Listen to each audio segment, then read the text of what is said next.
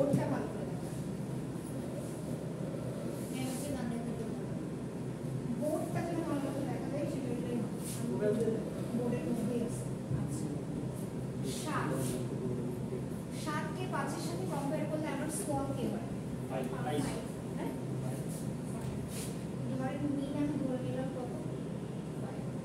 এখন নেক্সট যে ভ্যালু কত আমার 12 12 এর সাথে আমি মিনিমামকে তুলনা করব 12 কি আমার মিনিমামের থেকে বড় তাহলে মিনিমাম কি আমার চেঞ্জ হবে মিনিমাম তো মিনিমামে থাকছে মিনিমাম মানে সবথেকে ছোট ভালো কথা পরেরটাতে চলে গেলাম পরেরটাতে আয়ে চলে গেলাম তাহলে কত এখানে আছে 2 এর সাথে আমি মিনিমামকে কম্পেয়ার করলাম 2 কি আমার মিনিমামের থেকে বড় না 2 কি মিনিমামের থেকে বড় না না তার মানে কি ছোট যদি ছোট হয়ে থাকে তার মানে কি মিনিমামে আমার এখানে 2 এর থেকে কি হয়ে যাচ্ছে বড় হয়ে যাচ্ছে তার মানে কি আমার কি এটা আপডেট করার প্রয়োজন আছে না এই আপডেট করব আপনি মিন পাইছেন কত 5 এখানে দেখলেন যে আপনি মিনের থেকে ছোট আরেকটা নাম্বার পাইছেন আপডেট হবে না কন্ডিশনটা যখন ভায়োলেট হবে তখনই হবে রাইট সো আপনি কিন্তু এটা ইনডেক্স ধরছেন ধরেন এটা যে যদি 0 থাকে i = ধরেন পুরো আপনি এটাকে কি করছেন ট্রাভার্স করে বেড়াচ্ছেন সো আবার কোথায় যাবেন 4 এ যাবেন 4 কে কম্পেয়ার করতে আপনারা দুজন একসাথে বসবেন না আরে হাসি দুজন একসাথে না আমি যে এখানে স্টিকার লাগাইছি এজন্য বলছি 2 আর 4 এর সাথে কম্পেয়ার করেন এই দুইটার মধ্যে মিনের সাথে কম্পেয়ার করেন 4 কি মিনের থেকে বড় জি আর জি 4 মিনের থেকে বড় মিনের থেকে বড় না হ্যাঁ মিন তো 2 না মিনিমাম আমার 2 আছে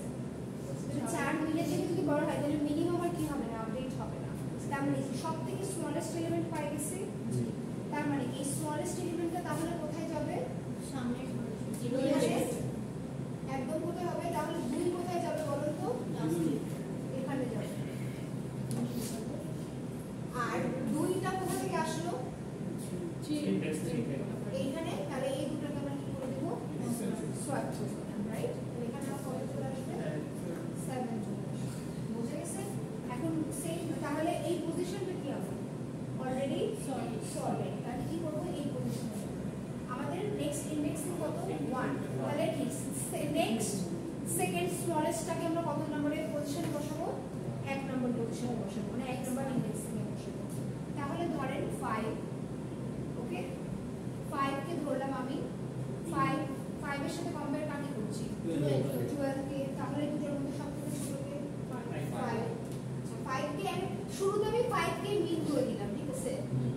তারপর আমি কি করলাম কম্পেয়ার করতে শুরু করলাম 12 দেখলাম না ঠিক আছে 5 ই আমার সবথেকে তারপরে 5 এর সাথে আমি কাকে কম্পেয়ার করলাম 7 দেখলাম যে না 5 ই আমার এখন শুধু সবথেকে ছোট তারপরে 5 এর সাথে আবার কাকে কম্পেয়ার করলাম 4 কে যখন কম্পেয়ার করে দিলাম তখন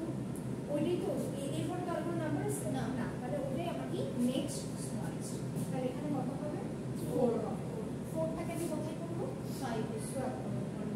1 এ সোয়াপ 5 তাহলে কি আমার প্রথম দুইটা এলিমেন্ট একদম কি শুরু থেকে কি আমার সর্ট আমার কি যাওয়ার দরকার আছে না আমরা কিন্তু এভাবে ইনসারশন সর্টে কাজ করতেছিলাম না ওকে পরীক্ষাতে যে পার্টিকুলার ইনসার্ট বা যে সর্টিংটা দিয়ে সলভ করতে বলবে ওই পার্টিকুলারটাকে খুব ভালো করে করবে ওকে এখন আমাদের কত নাম্বার ইনডেক্সিং এর জন্য সর্টিং করতে হবে 2 নাম্বার ইনডেক্স রাইট আপনি সরাসরি 12 কে ধরেন 12 আপনার মিনিমাম 12 সাথে কাকে কম্পেয়ার করবেন 7 কে কম্পেয়ার করবেন তাহলে আপনার এখানে 7 মিনিমাম কত 7 ঠিক আছে তারপরে আবার আমাদের নেক্সট ইনডেক্সে চলে গেলাম 5 এর সাথে কাকে কম্পেয়ার করছি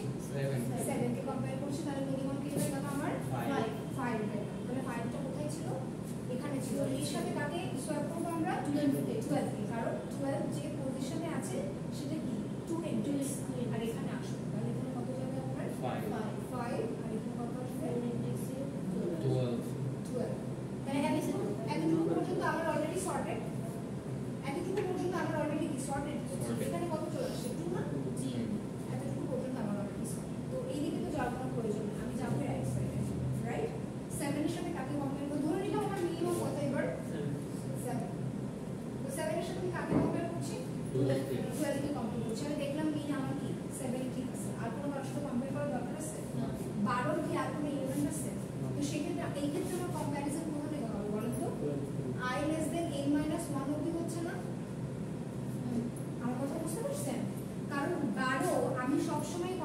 হচ্ছে কি তার নেক্সটের সাথে না 12 যখন আসতেছি 12 পাশে কি আর কেউ আছে? তো আমার তো i less than n পর্যন্ত লুপ কন্টিনিউ করে কি কোনো লাভ আছে? আপনারা আমার কথা বুঝছেন? কথা কি বুঝে গেছে? বুঝতে পারছেন? দেখেন আমি কি বলছি। আচ্ছা এটা যখন আপনারা প্রোগ্রাম করবেন তখন কি হবে? আমি বলছি যে আমি যখন 7 কে কম্পেয়ার করতেছি 7 কে আমি কার সাথে কম্পেয়ার করতেছি? তার রাইট সাইডে যে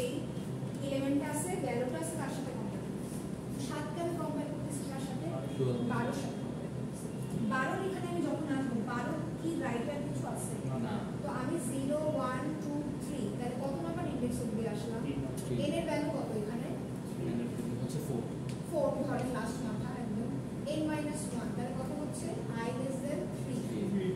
না না সরি আমরা এটা কেন লিখি বেসিক্যালি n এর ভ্যালু কত এখানে 5 তাই না কিন্তু আমরা যেহেতু ধরেন আমরা যেহেতু 0 থেকে ধরি তাহলে আমাদের ইনডেক্সিংটা কত অবধি যায় 4 অবধি যায় তাহলে i less than n যদি আমরা বলি তাহলে i এর ভ্যালুটা কত অবধি যাবে 5 অবধি যাবে 5 এর থেকে 1 কম তার মানে কি 0 থেকে কত অবধি যাবে 4 পর্যন্ত যাবে তাই না আর i less than n মান লেখার মানে কি হচ্ছে i less than n - 1 মানে কত 4 তাহলে কত অবধি যাবে 0 1 2 3 বুঝে গেছে ইজ ইট ক্লিয়ার ক্লিয়ার এটা হচ্ছে আপনাদের সিলেকশন সর্ট এখন আমি একটা কথা বারবার করে বলি এটার টাইম কমপ্লেক্সিটিটা কত বলতে পারবেন এটা টাইম কমপ্লেক্সিটিটা কত বলতে পারবেন বলতে পারবেন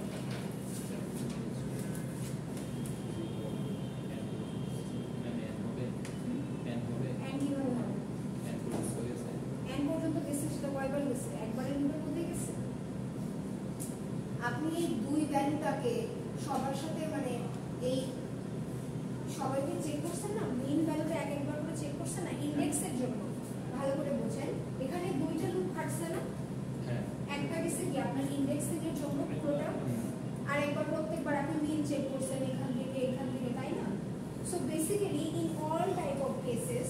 আপনি বেস্ট বলেন অ্যাভারেজ বলেন কোর্স বলেন সব সময় এটার কমপ্লেক্সিটি কত n square order of n কারণ আমি জানি না আমার অ্যালগরিদম তো আর জানে না যে এটা সর্টেড নাকি আনসর্টেড 0 নাম্বার ইনডেক্সের জন্য ও সব সময় কি করবে ধরেন এখানে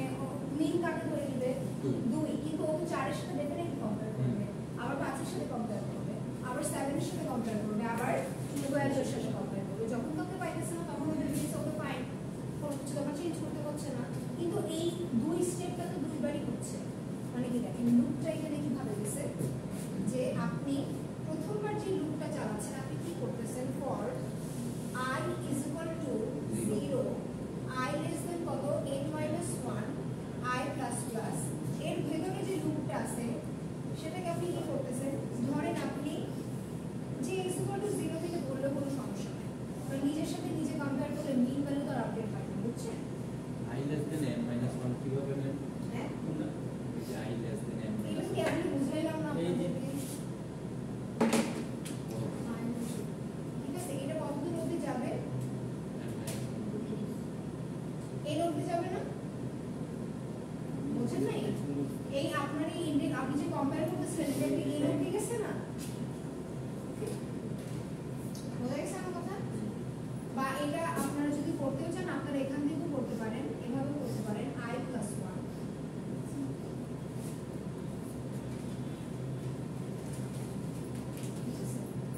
i plus 1 করলে আরো সময় একটু কম লাগবে যদি অর্ডার অফ n স্কয়ার নিই 10 এর জায়গায় 5